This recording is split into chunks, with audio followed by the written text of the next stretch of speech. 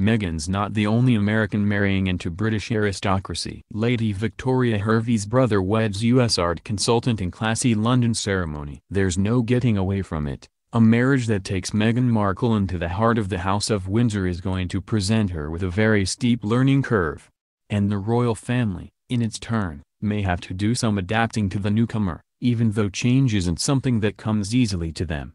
It's more than 80 years since the last American attached herself to its exclusive family tree, and that ended badly. Memories of Wallis Simpson, the last American divorcee to marry into cheer ranks, are long, unhappy, and regularly resurface. For the Windsors, therefore, the royal wedding represents a momentous gamble. What, then, must Meghan learn? For the hard reality is that survival as a royal newcomer in a 1,000-year-old family business takes much more than a winning smile and a stylish curtsy. Meghan will be judged by standards that have never been entirely defined and cannot be found in any reference book or on any website. But after 8 years as Princess Diana's equerry and then private secretary, I can offer her the following pointers. Never rock the royal boat. Contrary to what some may think, the essential qualification of a new princess is not an encyclopedic knowledge of obscure palace protocol, nor the ability to maintain a diplomatically acceptable level of small talk with a halitosis-stricken visiting head of state. Nor, even, is it a talent for getting out of a low-slung limousine in a low-cut evening gown while maintaining the highest standards of modesty. Least of all is it a gift for attracting huge crowds of adoring new fans, or acres of drooling newsprint. Instead, the one key skill Meghan absolutely must perfect is how to avoid being seen as any kind of a destabilizing force. In the whispering labyrinth of the court, unexpected surprises, even nice ones, can be misinterpreted as threats. Anything new or unknown, until it is proven to be harmless, will therefore be treated with suspicion, even hostility. When you're in the dynasty business, everything is subjected to the ultimate test. Will this person/thing/idea/development help or hinder the survival of the current royal line? It's a useful guideline when weighing the pros and cons of any intended course of action, from saving a local playgroup, to saving an endangered species, to saving the planet. What always comes first is saving the monarchy. Why? Because the Windsors know that all of the grand trappings of royalty are held in trust for the British people and that the monarchy depends for its survival on a very volatile commodity, the benign approval, or, at the very least, tolerance, of its subjects. They also know that everything they hold dear could be lost through miscalculation. After all, in recent family history, their European counterparts have lost their thrones despite reigning for generations with every appearance of indestructibility. The guillotine may never be erected in Trafalgar Square, but a fickle public mood multiplied by merciless digital media has the capacity to decapitate an unpopular royal family, or family member, as surely as any blade.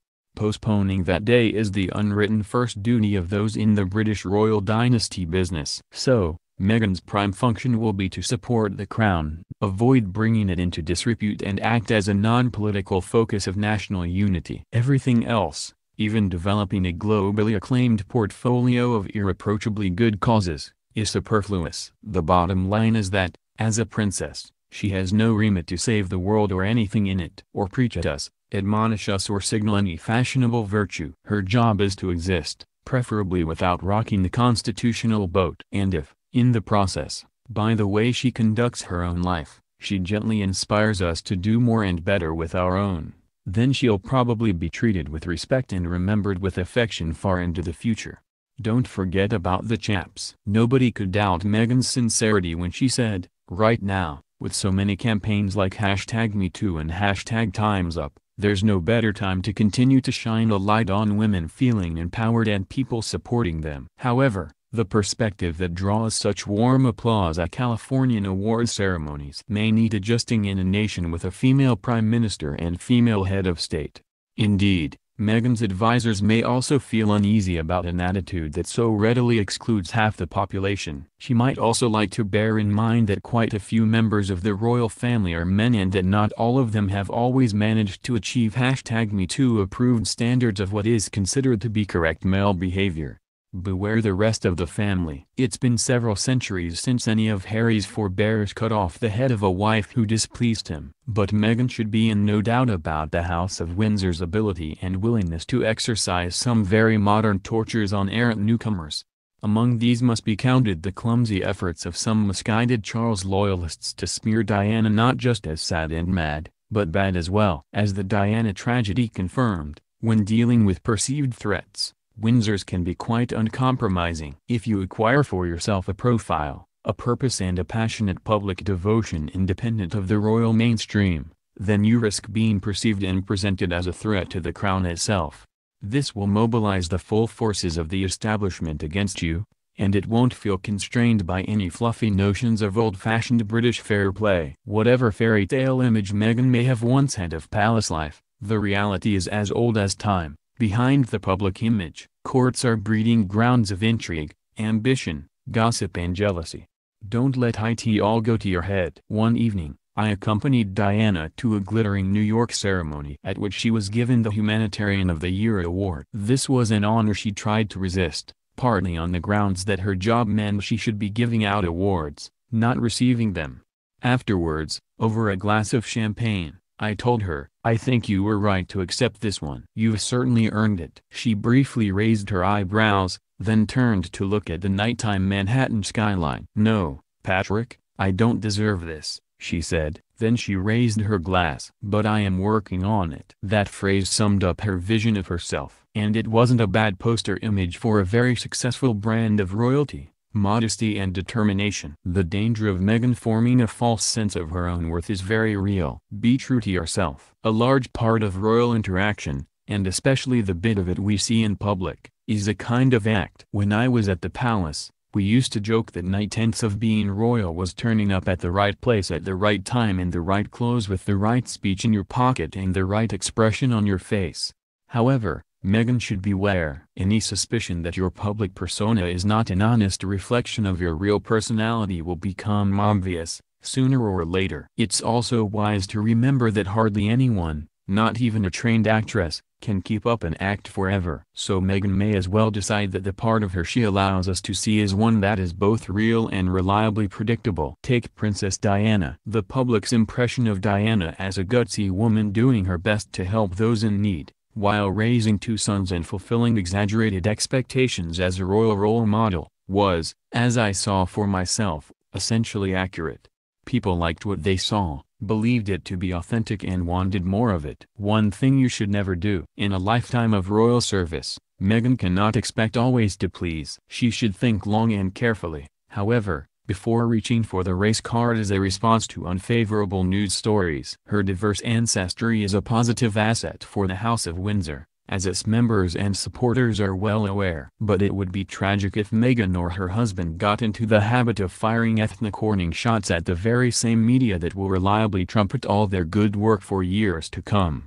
Steer clear of politics. Meghan should make an early vow to avoid all activity or communication that might be interpreted as a comment on politics or public policy. Her reputation won't survive theatrical interventions in areas that rightly belong to elected politicians. So her widely advertised support for democratic politics in the U.S. is a piece of personal baggage that must now be jettisoned. The sacred royal duty of political neutrality doesn't end at the shores of the kingdom. Seek out the best advice. The royals can choose from a limitless smorgasbord of advice, good, bad and downright dangerous. Ultimately, it's where Meghan chooses to turn for it that will determine much of her success or failure as a princess. Diana didn't always choose her advisors wisely. By the time she gave a self-sabotaging interview to the BBC's Panorama, she had an increasing tendency to seek advice from those who saw her as a useful vehicle for their own agendas.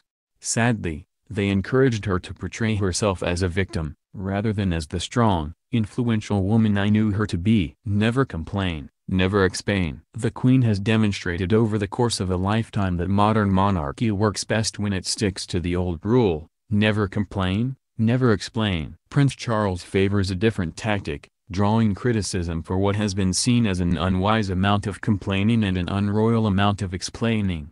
Even Harry's mother was rather too fond of both, although, in Diana's defense, She may have learned it from her husband. The public doesn't always respond well to complaints from those who have virtually unlimited resources and plenty of privacy. Leave your showbiz days behind you. Top priority for a royal apprentice is to know the distinction between celebrity and royalty. Meghan may find that she can't go to her local shop on Kensington High Street without causing a minor riot. With that kind of profile, it's all too easy to think your very existence is cause for celebration. For Meghan, who has devoted so much energy to acquiring celebrity, the task of distinguishing between fame she's earned and fame she has acquired through Harry may be particularly hard. So, if she hasn't worked it out yet, now is the time to get it clear in her own mind. Get it wrong and she may never be forgiven. Meghan is particularly vulnerable in this respect because there'll always be skeptics ready to question whether her marriage is a love story or just part of a long-running fame campaign. Although many of the perks of royalty and celebrity are identical, the defining difference is that celebrity lifestyles are won, while royal privileges are granted. They exist in return for a life devoted to service, with lots of visible, unenviable duty and the appearance of sacrifice. Meghan may have already worked out that huge public warmth is directed at Harry and would be shared by anyone he chose to marry. So, even more than most royal newcomers, she'll be judged by her success as the never-failing source to her husband of strength, comfort, encouragement and wisdom. If Meghan allows doubt to grow that she is anything less than devoted to her man, his family and her obligations to her adopted country, then she may not have the luxury of any second chances. Keep opinions to yourself. Being royal means that you will automatically always be heard, even when you just whisper. It's a magical power, given to very few and earned by even fewer. Unlike a struggling actress, a princess will be listened to respectfully and in silence, bar a few polite laughs at the right moments. This readily given approval can all too easily give the speaker an inflated and dangerously misleading perception of her own oratory and intellect. The royal family usually does best when it follows the example of the Queen. Despite having a powerful platform on which to share her views, insights, big ideas, wishes and prejudices, Her Majesty has resolutely kept her opinions to herself. Avoid cuddly animals. Central to Diana's success as a humanitarian was her instinct for what made best use of both her status and her compassion. She focused on causes that resonate in the public mind. Her sons have developed their own distinctive and admirable style. But one area where they've taken a very different tack is in their promotion of conservation, especially in Africa. "Patrick, we'll do animal charities when we run out of people charities," Diana would say when requests came in for her to be pictured with cuddly animals. The most eloquent speech on the evils of the ivory trade will still do little to boost Meghan's profile. And finally, reap the rewards. The best news for Meghan, for Harry and for an expectant British public is that if she gets it right, the reward will be the secure evolution of the great institution that has welcomed her, and 2 lives made complete by their service to humanity.